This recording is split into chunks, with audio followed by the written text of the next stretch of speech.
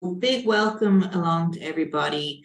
Today it's great to have you here. My name is Claire, the Green Skills Biodiversity Officer, and we're delighted to have you here as part of Biodiversity Week. Green Skills are especially pleased to welcome you this week for our 25th anniversary. So just a few minor things to ask before we start today. So do please keep your microphone muted throughout, but you can ask and answer any questions using the chat box. As I said, we'll be keeping an eye out for any really engaged classes that have good answers or good questions. So do have somebody with their fingers on the keyboard. There will be a quiz at the end, not to give away any hints. So we're really pleased today to have Rachel Geary from Leaf Ireland with us today, and Rachel is going to talk to you all about Choill Bheag and their 5th anniversary. So I'll hand it over to you, Rachel. Okay, thank you, Claire. Just that went ahead for your screen, did it, Claire? Yeah, it did. The slide, great.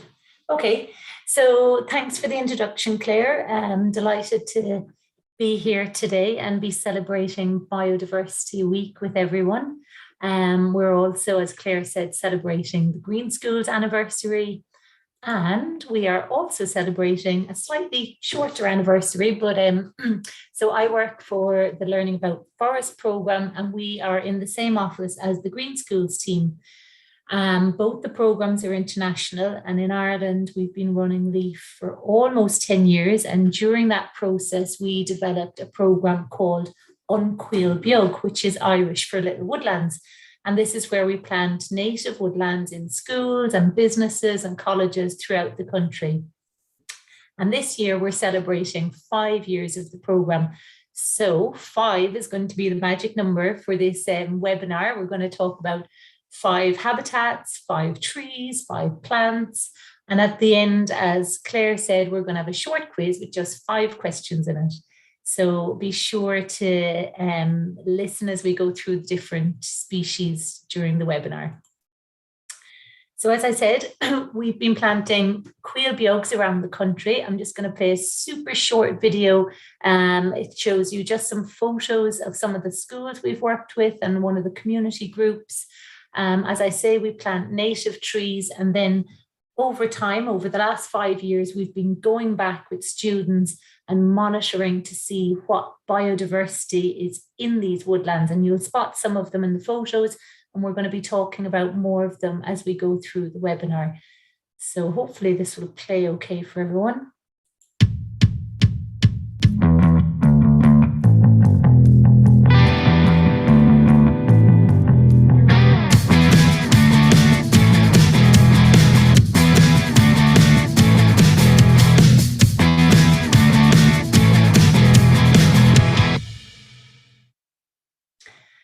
So yeah, 33 little woodlands around the country. Who knows, we might even be coming to your school to plant one over the coming years.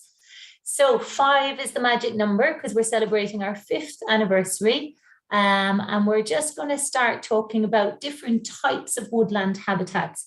So our forests and woodlands throughout Ireland are really diverse, and they range from native woodlands to commercial forests to the trees in our towns and our cities. Now, you can group them into many different titles, but what we've picked today is the 5 that we're going to talk through now. So our first one is native woodlands. These are basically stands of trees that are formed primarily of native trees and shrubs. So in other words, these are trees that have made their way to Ireland through natural processes thousands of years ago, following the last ice age. Normally they're deciduous. So deciduous means the trees lose their leaves during the autumn and winter time, and trees like oak, birch, hazel, and then we also have evergreen trees which keep their leaves all year round, and we have evergreens like holly, Scots Pine and yew, and they can all be found in our native woodlands. The native woodlands that we see around Ireland, they vary in terms of age, and few are more than 300 or 400 years old. However, we do have some that have some areas that have been covered in woodlands for thousands of years, places like Killarney National Park in County Kerry, and these are known as our ancient woodlands, and they're one of our rarest habitats in Ireland, so really special places if you get to visit them. We then also have commercial forests. So a lot of these would have been planted during the 20th century and are still being planted today, and this is where the trees are planted with the purpose of it becoming a wood product in time, okay? Back in the when these plantations first were being put in, they were very often put in upland areas or peatlands, because the lowlands around Ireland were considered more productive for agriculture and they were given priority to farming at the time. So a lot of these Sitka plantations are very often seen in the upland areas. Now, thankfully, planting on the uplands and peatlands is not so common anymore, because we've become much more aware of these areas, the peatlands, in relation to climate and biodiversity. So we're moving away from this, and that's good news. Then we also have farm forests. So farmers throughout time in Ireland have traditionally planted trees on their land, very often as hedgerows or as shelter belts, excuse me, to protect their livestock and farm buildings from weather, and also just to give the animals shelter during the bad weather or even the sunny weather too. But today farmers are actually given grants to plant trees on their land. Again, great for biodiversity, and they can also even provide high quality timber for different products. So this is being encouraged more and more in recent years, which is great to see. And then we have what we call amenity woodlands. So most forests in Ireland are commercial forests. So very few native ancient woodlands are left, even though this is hopefully going to change in time to come as well. So, pardon me, a lot of these commercial forests are owned by Coillte, which is our semi-state forestry company, and they often open up their forests to provide amenity and recreation for the public. So for you and I to go and visit. And today, more and more forests are actually being managed for wildlife and for people to go and relax and enjoy the natural environment. And these types of forests then have usually recreational features such as pathways, information signs like you can see here in the picture, and seating. And then finally, this is one we don't often think about, but we have what we call urban forests or woodlands. And these are actually very different to other types of forests, but they're really important when it comes to air, visual and noise pollution. So we all know how busy our towns and cities can be, but greenery in the form of trees and plants can really help to reduce this impact. So as our, let's say, natural areas become fragmented, urban trees in our towns and cities play a really important role for wildlife, because they create corridors or places for animals to move from one area to another. Now, the problem is, though, is that these urban trees are being planted in areas with huge amounts of concrete. And if you think of all the underground pipes and services that we need for our buildings and our schools and hospitals, to try and plant trees in amongst all of this can be very tricky work. So lots of people are generally involved in the whole process.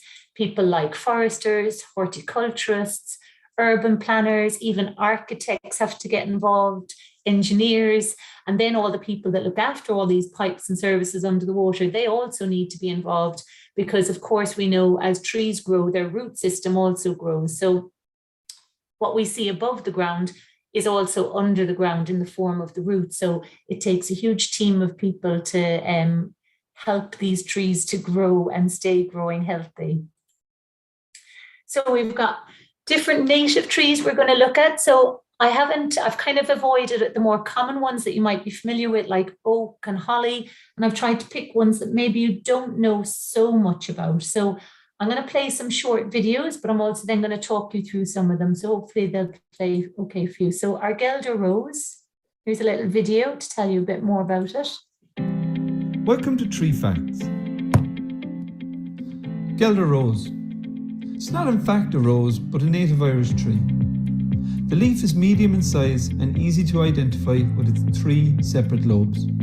Galder Rose produces a large white flower with 2 distinctive floret types. This blossom gives way to clusters of shiny red berries in early autumn, which in turn become an important food source for birds including the bullfinch and the missel thrush. Galder Rose prefers damp, well-drained soil. It is often found near lakes and in hedgerows or ditches. Galder Rose occurs naturally throughout the Northern Hemisphere. Its name is derived from a variety which originates in Gelderland, Holland. The fruit is edible, but is recommended in small quantities, as it can cause stomach upset. In parts of America, the tree is known as crampbark, due to its bark's capacity to reduce muscle spasms. Okay, so that was our beautiful Galder Rose. If you're ever planting in your school grounds, I definitely recommend planting Galder. It's a really pretty shrub tree. So then we've got Crabapple. Crabapple is one of our native species as well, often found in older woodlands. Just like wild cherry, crabapple was also deliberately grown around farms as a source of food. So it produces small little apples, quite a bitter apple, which was used to make crabapple jelly and still is used to do so today. It has a really nice little pink-white blossom in the spring, and then the apples will appear in the autumn time. Blackthorn. So right now, if we're looking at our hedges, we're seeing loads of beautiful little white flowers in the trees. That's the hawthorn. But a month or 2 ago, you'd have seen flowers on a different tree, and that would have been the blackthorn. So just another quick little video on the blackthorn to tell you a little bit more about it. Welcome to Tree Facts. Blackthorn. Blackthorn is a small hardy tree commonly found in Irish hedgerows. It is a real pioneer species, forming thick scrubby outcrops in even the most exposed locations. These thickets can be meccas for birds in landscapes otherwise devoid of trees. In April, before the leaves emerge, blackthorns produce a white flower which is succeeded by a bitter, navy fruit. Called the sloe, it is favoured by birds and gin lovers alike. Blackthorn supports over 150 insect species, including the ermine moth, whose caterpillars are seen here. Many of our grandparents would have used the stem of the blackthorn for their walking sticks, and it was also the tree of choice for the trusty Irish shillelagh. Okay, and moving on to our 4th tree, the yew. So not one that's maybe as common as, let's say, the blackthorn that we just heard about. Yew, just like the crabapple, is also found in our older woodlands, but this was often grown also on estates or around churchyards.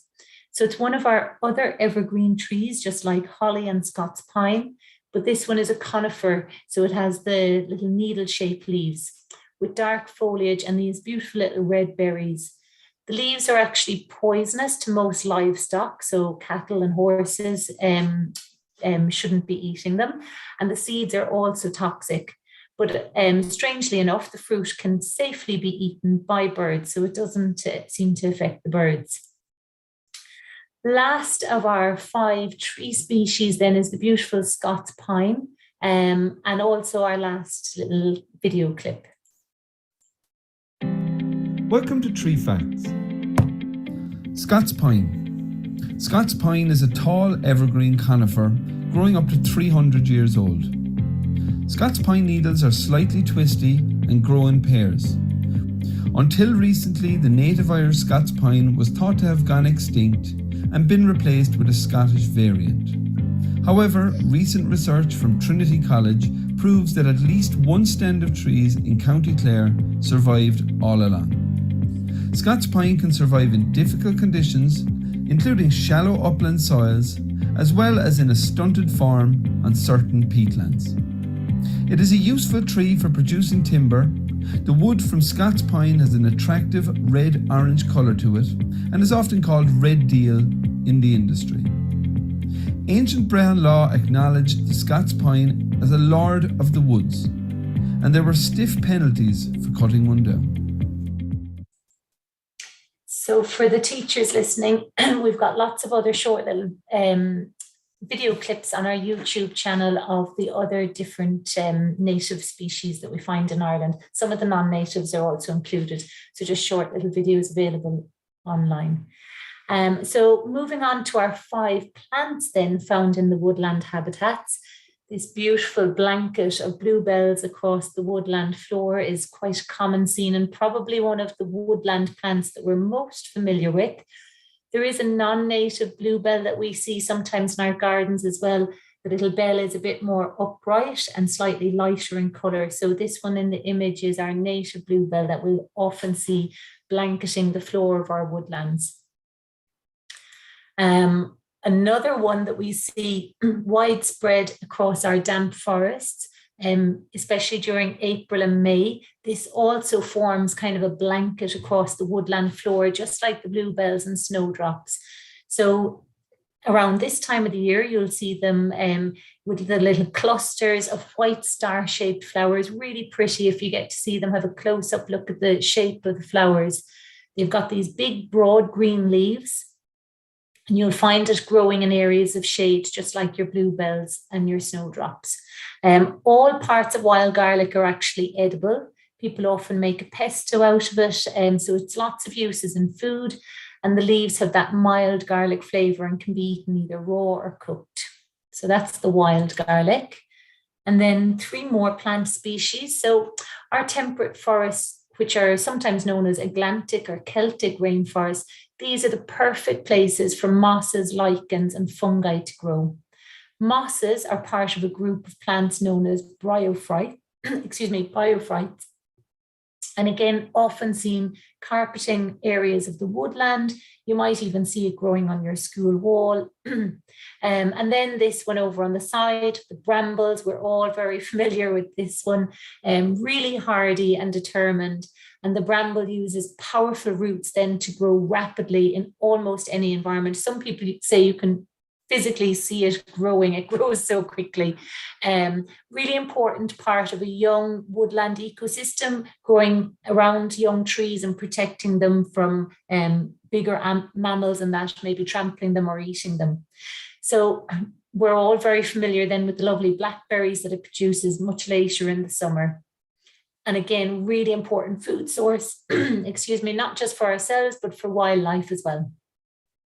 And then the last picture here is the ivy, that really waxy dark green leaf that we're probably familiar with.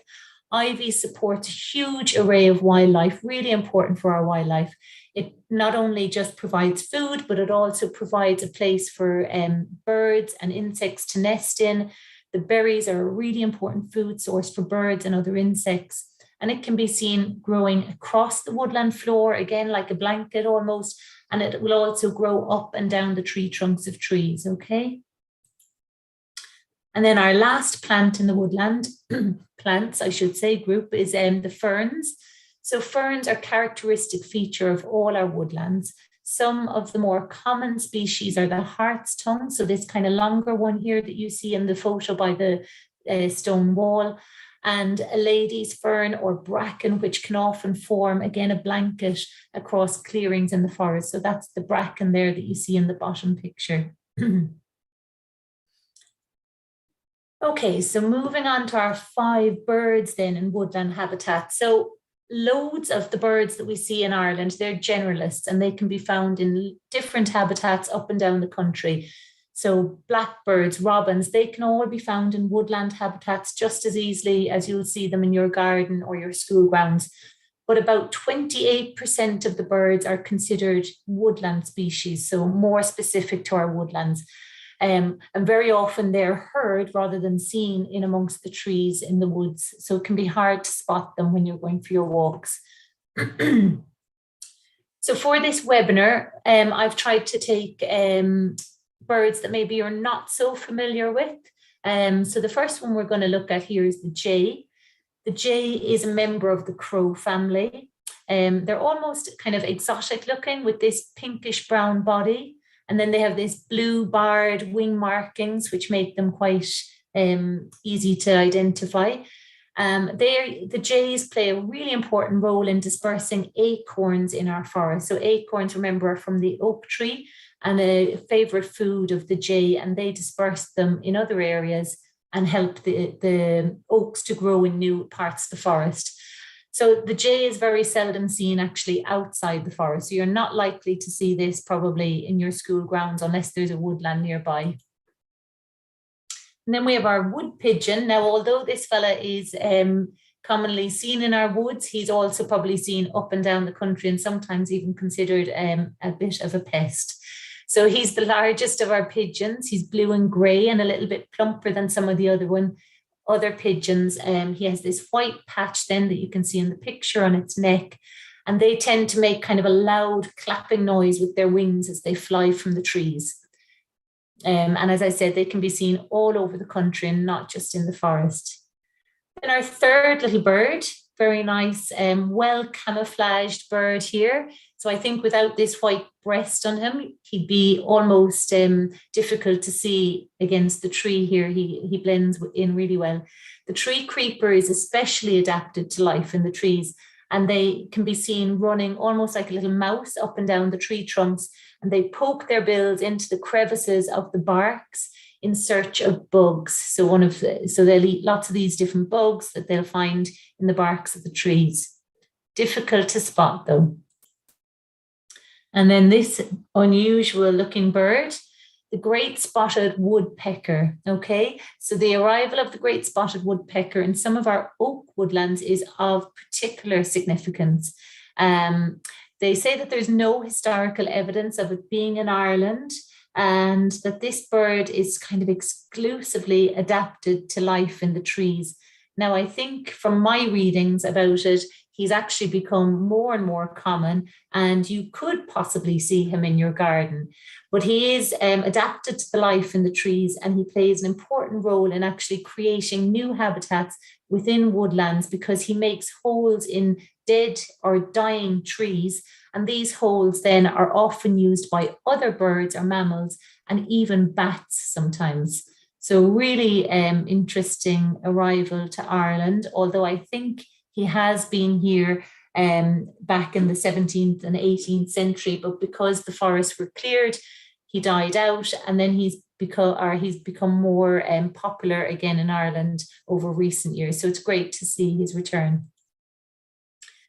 This last of our bird species, you can hardly see him because he's so well camouflaged, the woodcock. So the woodcock is a solitary, secretive woodland bird, which is actually very seldom seen unless you actually disturb the ground around him. And they prefer damp, deciduous forests, but you can also spot them in the coniferous forests. As you can see in the picture, he's really well camouflaged amongst the dead leaves, and he spends most of its day hidden under or amongst the vegetation of the woodland floor. And they live in Ireland all year round. They live in Ireland all year round, but they can also visit from Scandinavia and Russia during the winter time. Now, I tried to upload some of the sounds of these different birds, but unfortunately I wasn't able to do it. But for any of your teachers there that are listening today, you can visit. You can visit the RSPB website, and they have a fantastic list of all the different bird songs there. So as I said, it's very hard to actually see these birds in the woodlands. So it's great to be able to know what they sound like, and it can make it easier to identify them. Okay, so we'll go quickly through our 5 invertebrates found in woodland habitats. So the number of known insects in Ireland is almost 11,500. And there's no way we would have time to go through even half of them today. So we're just focusing on 5 ones that we're probably more familiar with. A large number of these insects are actually very dependent on our deciduous woodland. And in fact, many invertebrates occupy specific microhabitats within woodlands, and therefore they're actually very sensitive to change. Ladybirds, we have 20 species of them recorded in Ireland. So in general, the adult ladybirds emerge from hibernation in the springtime. Most ladybirds are actually predators. Despite their lovely look, they look very innocent, with both adults and larvae feeding on aphids and other pests that can damage crops. So in other words, they're like a gardener's best friend. And some people even consider seeing a ladybird as a sign of good luck. So the 7-spotted ladybird, the more typical one that we're familiar with is the red with the 7 black spots on their back. Then we move on to our damselflies and dragonflies. So we have 11 species of damselflies, and in this picture that you see, this is a damselfly. Then we have 13 species of dragonflies resident in Ireland.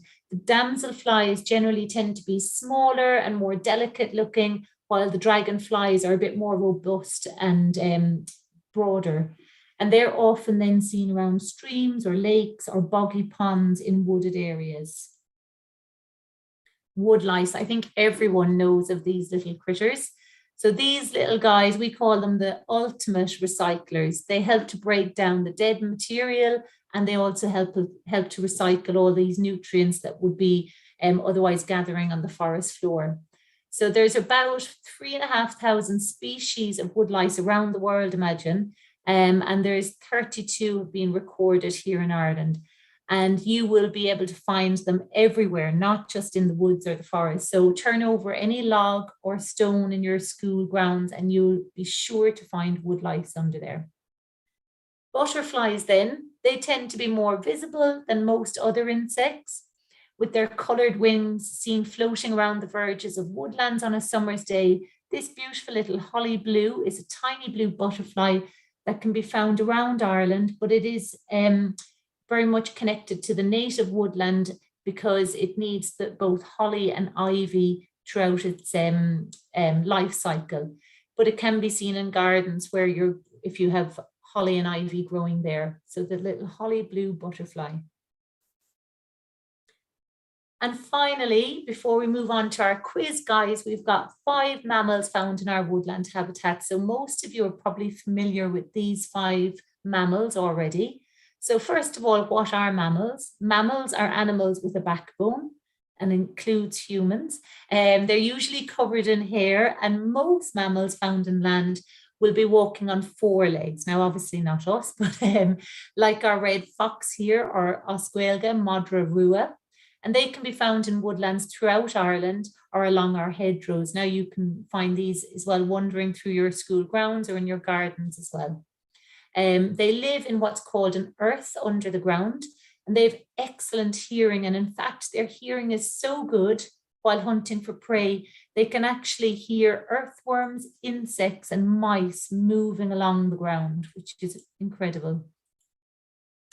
The little red squirrel here, which we're familiar with, I'm sure, has been in Ireland since before the last ice age.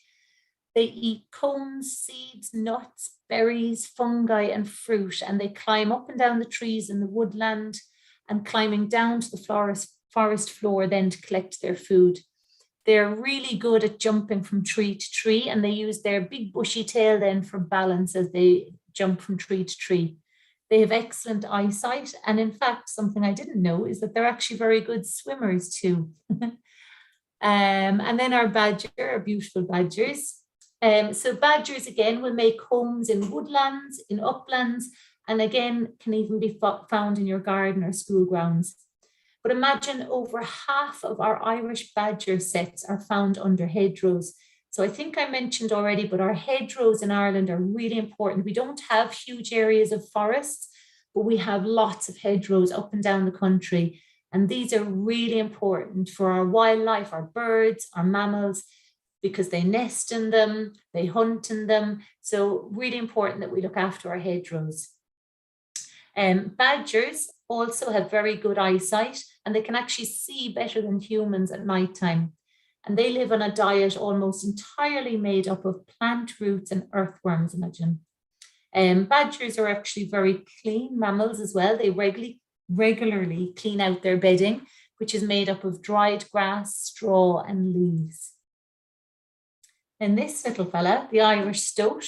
So very often we mix them up with the weasel, but they're different mammals, and weasels are actually not found in Ireland, but stoats are. So they live in woodlands and hedgerows, again, just like the previous mammals we mentioned, and they live in a den in a hollow part of the tree, basically. So they're very fast and agile little creatures. They're carnivores, which means they eat meat, but they'll pretty much eat any kind of meat that they come across, so they're not very picky. And imagine a stoat can kill an animal up to 5 times its own weight. So clearly very strong little fellas. And then finally, we have our pine marten, which looks quite similar to the stoat. Os Gaeilge, cat crown in Irish, which means tree cat. Again, very agile and really good at climbing trees. It spends much of its time in the treetops, actually, and can be found in both coniferous, so again, those plantations that I was talking about earlier, and deciduous forests like our native ones found around Ireland. It's an omnivore, so these guys eat both meat and plants, eating things like small birds, other mammals like squirrels, even berries and fungi. So now, were you all awake and listening?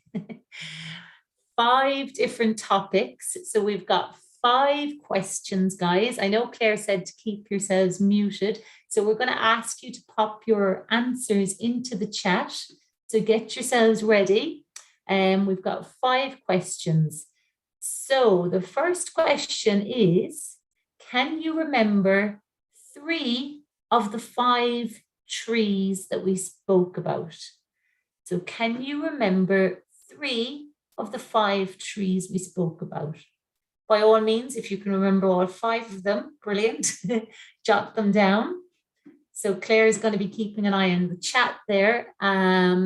So that is question 1. I'll say it once more. Can you remember 3 of the 5 trees that we spoke about? Okay. There's lots of great answers coming in already, Rachel. So I think lots of people were listening. Oh, brilliant. Great. Everyone's awake on Tuesday morning. Question 2. So see if you remember this one. What plant grows along the woodland floor and up the tree trunks? So we mentioned a few different ones that are not capable of doing that. And I mentioned one specifically that will grow along the woodland floor and up the tree trunks. Now, there was another plant that could possibly do that, but I didn't mention it specifically. So we're looking for the one that I specifically referred to growing along the floor and up the tree trunks. Okay. Question 3 then. Which bird has recently arrived in Ireland and creates holes in dead or dying trees that other mammals or birds might end up moving into? So an important bird that's come back to become resident of Ireland in the last century, and he is very adapted to woodland life, creating holes in dead or dying trees. Question 3. Question 4. Oh my goodness, I'm looking at the chat. There's loads of answers coming in. Brilliant, guys. Question 4. Which of the 5 insects that I mentioned is considered a sign of good luck? The gardeners love them. Which insect is considered a sign of good luck? And then question 5 of, okay, question 5, which mammal can hear an insect moving along the ground? So I said some of them were good swimmers, some of them had good hearing, some of them had good eyesight. So this one we're wondering, which mammal can hear an insect moving along the ground? And that is all 5 of them, guys. We'll come back to that in a moment, because if you have any other general questions, we'll give you a few minutes to throw them at myself and Claire, and Rob, if he's still with us, he can answer some questions too. If any of the teachers there want to check out any of our resources, please visit leafireland.org. We've got loads of resources, videos. We've got links to our social media. On our YouTube channel, we've got those tree fact videos. So there's loads available, all for free and downloadable on our website. If anyone wants to help biodiversity during Biodiversity Week or at any stage during the year, so easy just to create a little habitat on your school grounds. Insects and bugs love untidiness. We prefer maybe a little bit of tidiness. So why not find an area of your school grounds that you don't visit, or that you want to just throw in your dead leaves or old logs that you find around the school grounds, and it can become a really great habitat for wildlife. Hedgehogs, you might even find a badger in there if you're really lucky, but the insects and bugs will love it. Or take a step further and plant some native trees or shrubs or flowers around your school grounds. Hashtags for today, if you're on social media and sharing anything about Biodiversity Week, we'd love to hear your story. You can tag us and we would reshare it. And then finally, over to you guys. Any questions for us that hopefully we will be able to answer for you? So I will stop sharing my screen. And we will open up the chat. Oh, how many woodpeckers are there in Ireland? So if you're wondering how many woodpecker species, we only have that one. Actual numbers, I'm not sure, but I do know up until the early 20th century, there were no breeding pairs. So we might have had random sightings of them, but in the early 20th century, they started breeding again in Ireland. And over recent years, I've just read there on Birdwatch Ireland, they are actually becoming very common. So we're seeing them outside of the woodland areas, and people are seeing them on their bird feeders in their garden. If you have a look on the Birdwatch Ireland website, they've got photos that people are clearly sending into them of the woodpeckers eating the bird feed that they're putting out. So they're definitely becoming more popular. So I don't think I could put a figure on it, I'm afraid. Well, I just add to that, right? I just read there, well, as soon as you guys asked, you always ask the hard questions at these sessions, that even 10 or 15 years ago in 2006, there was only 3 sightings of a woodpecker and then 4 the following year. So it sounds like it was initially going up very slowly, and then it jumped up to 20 something, and now from what Rachel's saying, it sounds like there is a lot more. So it's fine. It's a nice good news story to have during Biodiversity Week, I guess, that we are getting, there is some species that we're seeing more of. So it would definitely be cool to see. I know near me there's some in the Phoenix Park, but I haven't actually seen them myself. Okay. I see there. Is there a particular reason why Hawthorne is so abundant in colour this season? So good question. So we mentioned earlier on the video, or one of the videos was talking about Blackthorn. So that was really visible in our hedgerows during April. And now we've got Hawthorne, which is in flower at the moment. Hawthorne is also known as the May tree or the fairy tree. It's got lots of different names, but it's basically different species of trees flower and fruit at different times of the year. And this is brilliant for wildlife, because if you're a bird, you need food throughout the year. So I guess if all our trees fruited at the same time, then wildlife would really struggle to survive. So nature has this fantastic way of supplying food throughout the year. If we think of our holly, it has the beautiful red berries during winter time, when food is actually very scarce. Same with the ivy that I mentioned, it produces the fruit at a different time of year to other trees. So I don't know if that's answering your question specifically, but it's a really great thing about nature is that it is abundant. It provides this beautiful abundance of food for pollinators and birds throughout the year. So right now, what we're seeing in our hedgerows is the beautiful hawthorn, full of colour and throughout our hedgerow for the month of May. And then we'll have different trees flowering later in the summer. But I think why it becomes so, it looks so visible at this time of the year, we've just come through the long winter and spring. So it's one of the first kind of bursts of colour. So it kind of looks a bit more obvious to us as well at this time of year, which is great. Loads of questions coming in. Are there different species of badger in Ireland? I don't think so. We just have the one badger. Where is the largest bird sanctuary in Ireland? Oh gosh. Wicklow. I was going to say, I'm assuming it's a coastal area. Yeah, is it, so Bob? it is. Yeah. It's a coastal. It's I think it's East Coast Nature Reserve. It's run by Birdwatch Ireland, and it's a lagoon and wetlands area in Wicklow. But there's a load of them, probably some near your school. So there's nature reserves for birds up in Donegal. There's Bull Island in Dublin. They're all over the place. So we do. It's one of the better animal reserves that we have. We protect our birds better than some of our larger mammals, I suppose. Brilliant. I see There's a few people asking about is something the only species in Ireland. So as well as the badger question, is hedgehog the only species in Ireland? So yeah, both hedgehogs and badgers, we only have one type of in Ireland. So it's interesting, mammals are probably are kind of the big group that we have the fewest different types of. So Rachel mentioned there's thousands of different types of insects, there's hundreds of different types of birds, but mammals is one that we don't have a big variety of.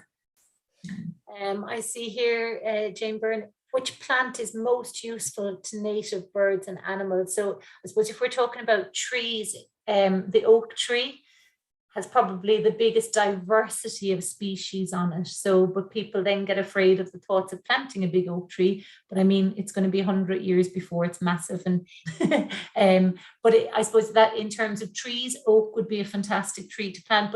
But so many of our trees are really important for birds and wildlife and pollinators at different times of the year. So I think, you know, you don't have to be too specific. If we're talking about plants, again, they're all specific to different animals and wildlife. So my response there would be to plant a diversity of different native plants to help all of them. Because no one tree or plant will provide food for everything. So if we can plant a little diversity, even in a small space, it would be really good for biodiversity and wildlife. And then somebody's asking, actually, what are the best ones to plant? We've got a really good resource, and I think it's on the Green Schools website as well. Growing Gardens in Schools or something is the title of it, but it tells you about all the different plants, what its uses are, what it's good for, how to even care and look after it. So have a look on our website and you will find a really nice resource on the different plants and animals and how much, not animals, plants and trees and how much space they might take up in your garden as well. What have we got now? What's the most popular native tree in Ireland? Oh, well, I guess in the hedgerows and that it would have been ash, but unfortunately ash is suffering from dieback at the moment. I'm going to guess things like hawthorn and that, but ash, unfortunately, is struggling at the moment. What else have we got in here? Oh, that's an interesting one. Can anyone answer that? What causes the sting in nettles? If we'd Niamh with us now, she'd be able to tell us. We'll have to look that one up, I think, unless Rob or Claire. Well, it's they have. There's kind of in all plants, there's different types of kind of things that will they use to protect themselves. So they usually try and protect their leaves or other areas that they don't want to be eaten. And some plants have like spikes, hard spikes, like you think of the blackberries that we saw earlier. And nettles have, I think they're called trichomes. It's a very specific word. So it's on a hard spike. It's almost soft like a brush, but it does sting. And what can happen is it gets stuck in your finger, and as well as it being sharp, there also is a bit of a kind of a chemically thing in it that doesn't feel very nice. So it's best to avoid, especially brushing off them. But people say if you grab a nettle that you won't get stung, but I'm always a bit afraid to try it. Most of the bits that sting you are underneath the leaf, on the underside of the leaf and on the stem. So you're a bit safer with the top. if you're going to try and make yourself some nettle soup or something. That's why they say if you're foraging for them, you pinch it from the top and scrunch it before you eat it. Yeah. But some people have allergic reactions to it, so never go out just eating nettles, just tiny little bit to see first. And it's an acidic acid basically that the plant is coming out with, which is why dock leaves, or better than that, plankton, are alkaline based leaves, and that's why when we rub them on a nettle sting, it neutralizes that acid. So it's nature balancing itself out. Thanks, Rob. And there's a question there about otters, saying, are otters doing well in Ireland, and where is the best place to see them? That's a good question. It's hard to see them, but I think they are widespread. But there's actually about 10,000 otters in Ireland at the moment. Now, the best place to see them is at the mouth of a river, coming out into the sea. And the best time of day is on a dull day. So when it's kind of grey, if the waves are really big and the water in the river is flat, that's your best time of day. So early in the morning, late at night, that's when they come out to eat. They are quite shy. So if they see you seeing them, they're going to dive underwater. You're not going to see them. But if you're stand nice and still, you might be able to spot them. And the reason I know this is because I have 3 little otters living in the river right next to me, and I managed to get photos of otters for the first time in about, I don't know, I've been trying for about 6 years to get photos of otters. So I have a little video and a little photo of otters that I shared on our own team, our team networking system during the week. So I was very lucky to get them. But yeah, they're hard to spot and they're shy animals. And aren't they known as an indicator species? So they prefer fresh or clean water. So it's a good sign if you're seeing them. If the water is quite polluted, you won't be seeing otters there either. So it's a good sign if you're seeing them in your local river, I think. Well, Ferns are saying that it's very common to see them in the River Lee and the River Breed. So that's a good sign that they're good clean rivers. Although I have to say, I saw one in the canal next to me, and it was all around plastic bottles and litter. Oh no! So, but I had only maybe not once. Then. Yeah. There's a great video. There's some in Castlebar, in the lake in Castlebar, and there's a great video on YouTube if you look it up, where the otter gets out of the river and goes into Tesco, and goes wandering around. So if you just put otter in Tesco, you'll see the video.